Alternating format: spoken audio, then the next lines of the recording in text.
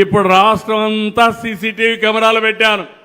ఎవడైనా దొంగతనం చేసినా, నేరాలు ఘోరాలు చేసినా కబద్దార్, మూడో నేత్రం మీ వెంటనే ఉంటుంది. ఎవరు తప్పించుకోలేరు. అందులో మొత్తం వచ్చాయి.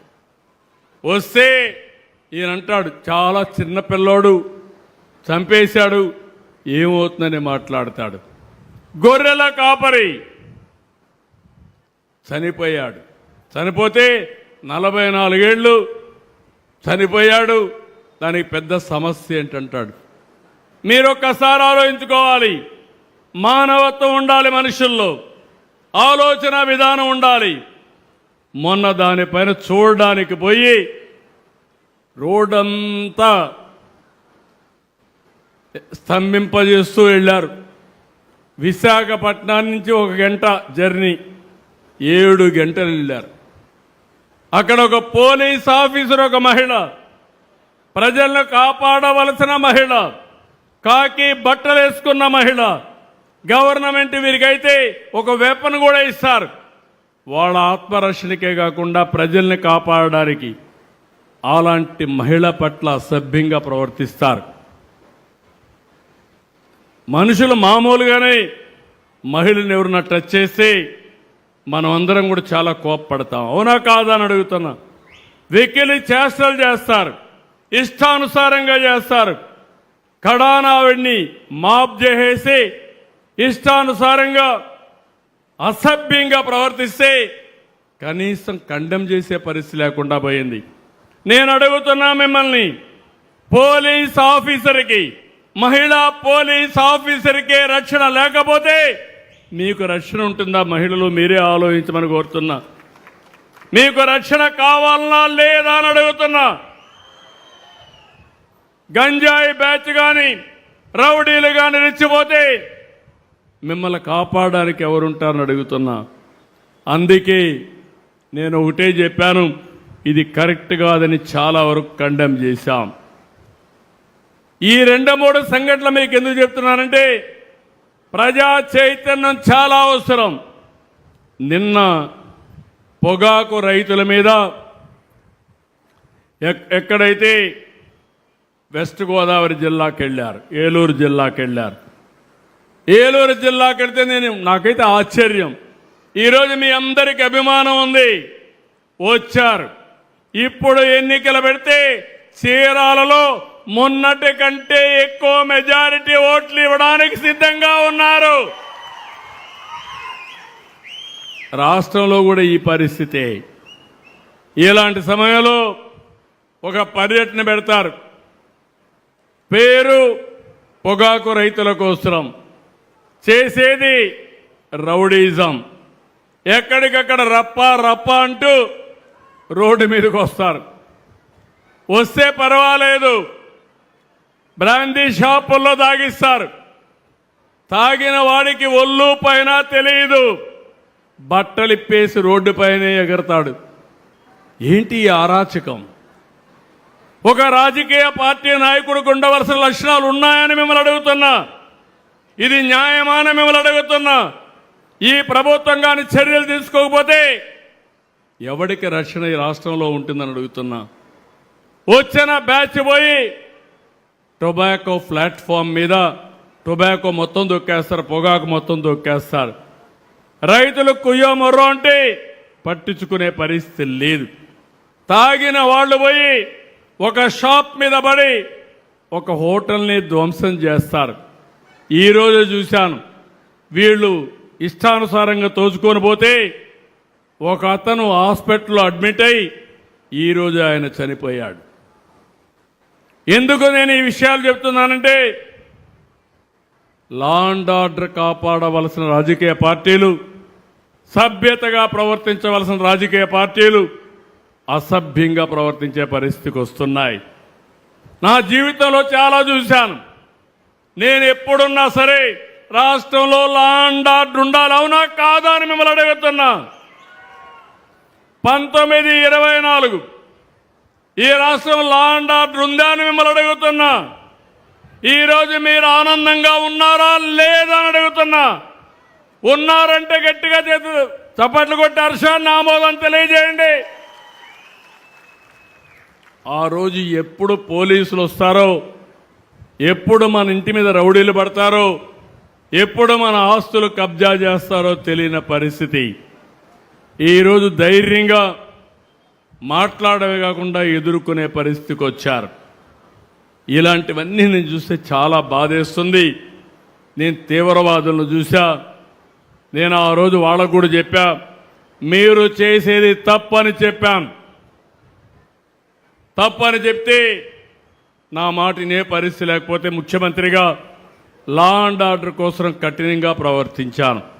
అప్పుడే కృష్ణప్రసాద్ కూడా నా పోలీస్ డిపార్ట్మెంట్లో పనిచేశాడు, ఎస్పీగా డిఐజీగా కూడా పనిచేశాడు. అప్పట్లో నేను ఆ రోజు చెప్తే నా మీద విభేదించి నేను తిరుపతికి పోయినప్పుడు వెంకటేశ్వర స్వామికి పట్టు వస్త్రాలు సమర్పించడానికి పోతే 25 క్లేమోర్ మైన్స్ నా మీద బ్లాస్ట్ చేశారు.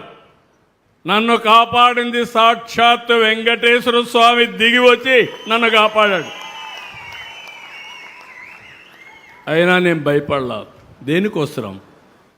మీకు శాంతినివ్వాలని, మీ భద్రతకు పాటుపడాలని చేశా. రెండవది మీరు చూడండి, ముఠాలు, రాయలసీమలో ముఠాలు మనుషులను చంపుకోవడం అలవాటుగా మారిపోయింది.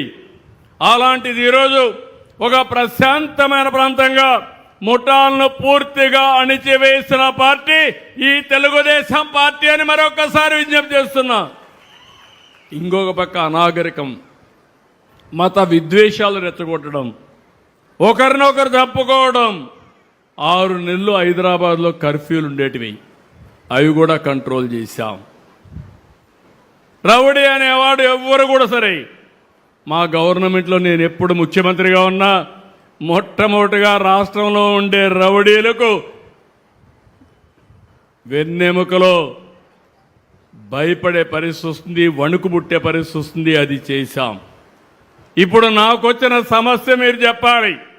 మీకు మళ్ళీ మళ్ళీ కోరుతున్నా, ఇలాంటి ఎక్కడికి పోతే గొడ్డలి పార్టీ అధినేత బయటకు వస్తే అరాచకం, విధ్వంసమే. ఎవరో ఒకరు చనిపోవాలి. అది వాళ్ళ మనిషి వచ్చేవాడు కావచ్చు, రోడ్డు మీద ఉండేవాళ్ళు కావచ్చు. ఇలాంటి అరాచకాలు జరిగినప్పుడు పోలీసు వ్యవస్థకు కూడా మీరు బలం ఇవ్వాలి.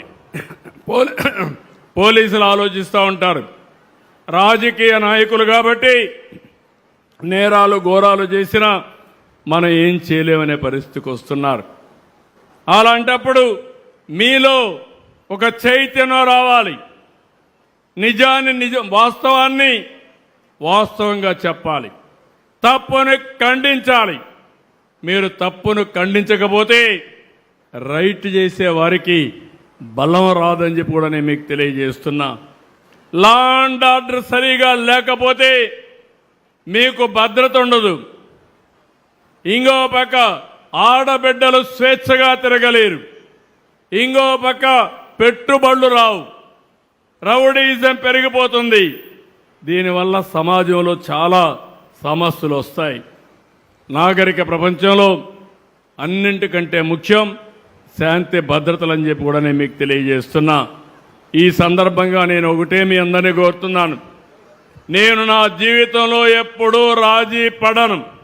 సిబిఎన్ అంటే లా అండ్ ఆర్డర్ మెయింటైన్ చేయడం ఒక ప్రత్యేకతని మరొక్కసారి మీ అందరికీ చెప్తున్నా. అయితే నాకు కూడా మీ సహకారం కావాలి. మీరు కూడా ఇలాంటి పార్టీలని ఖండించే పరిస్థితి రావాలి. వెళ్ళమనండి, ఊరూరు వెళ్ళమనండి, ఇంటింటికి వెళ్ళమనండి, వాళ్ళు చేసిన మంచి పనులుంటే చెప్పమనండి. మళ్ళా మంచి పనులు చేయగలిగితే అది కూడా చెప్పినా నాకు నష్టం లేదు.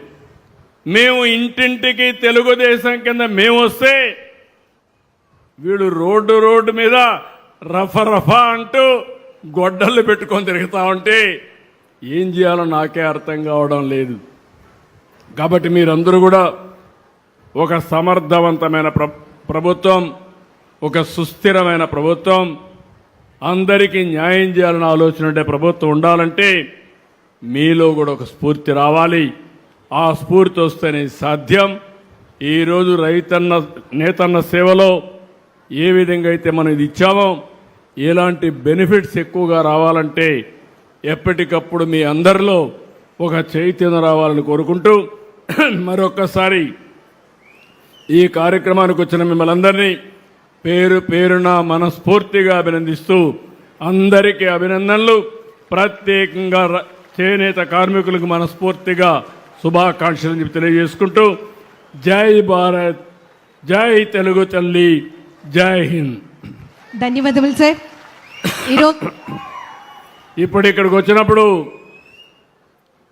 సంక్షేమం, అభివృద్ధి మీరు రెండు చూస్తున్నారు. అదే సమయంలో ఇక్కడికి వచ్చినప్పుడు మీరు చూస్తే నేను ఒక సుపరిపాలనకు నాంది పలికాను. ఎవరికి ఎలాంటి ఇబ్బంది లేకుండా ఏ పని కావాలన్నా ఒక్క పైసా అవినీతి లేకుండా మీకు పనులు చేయాలని చెప్పి ఆలోచిస్తున్నాం. మా అధికార యంత్రాంగం బాధ్యతగా ఉండాలని కోరుకుంటున్నా. అందుకే మొత్తం మా అధికార యంత్రాంగం మీ ముందర కూర్చొని పెట్టాను. మీరు చూశారు, ఇక్కడ జిల్లా యంత్రాంగం అంతా ఉన్నారు, మా కలెక్టర్ ఇక్కడ ఉన్నాడు. మీరు చూస్తే ఇక్కడ ఉండవని అడుగుతున్నా, మీకు ప్రతిరోజు అనేక పైన సేవల పైన మీకు ఫోన్లు వస్తున్నాయని అడుగుతున్నా. వస్తున్నాయని వాడు చేలిపైకెత్తండి. ఓకే, అందరికీ ఫోన్లు ఉన్నాయా? అందరికీ ఫోన్ నుండి చేతుల పైకెత్తండి. ఓకే, ఇప్పుడు నేను ఇక్కడ ఆలోచించేది ఫోన్ ఉంటే చాలు, మీరు ఎక్కడికి పోవాల్సిన పని లేదు. మీ ఎంఆర్ఓ ఆఫీసు మీ ఇంటి పక్కనున్నా అక్కడికి పోకుండా మీ ఇంట్లో కూర్చొని దర్జాగా ఏ పని కావాలన్నా ఆ పని చేసి పెట్టే బాధ్యత ఈ ప్రభుత్వానిదని మరొక్కసారి విజ్ఞప్తి చేస్తున్నా. అదే మాదిరిగా నేను మీ దగ్గర నుంచి ఒక పక్క డబ్బులు మీ అకౌంట్లో వేస్తున్నాం. పేదల సేవలో మాత్రం నేరుగా వచ్చి మీకు డబ్బులు ఇస్తున్నాం. ఇంకో పక్క ఇన్ కైండ్ వెల్ఫేర్ హాస్టల్స్లో భోజనం పెట్టడం, అన్నా క్యాంటీన్లో భోజనం పెట్టడం, ఫేర్ ప్రైస్ షాపులో నిత్యావసర వస్తువులు ఇవ్వడం, ఇలాంటి పనులు చేస్తున్నాం. మూడోది ప్రభుత్వ సేవలు అనేక రకాలుగా ఇస్తున్నాం. ఈరోజు ఆర్టీసీలో ప్రయాణం కానీ, ఆర్టీసీ బస్టాండ్లో వస్తువులు కానీ, ఇలాంటి అనేకమైన సర్వీసుల్ని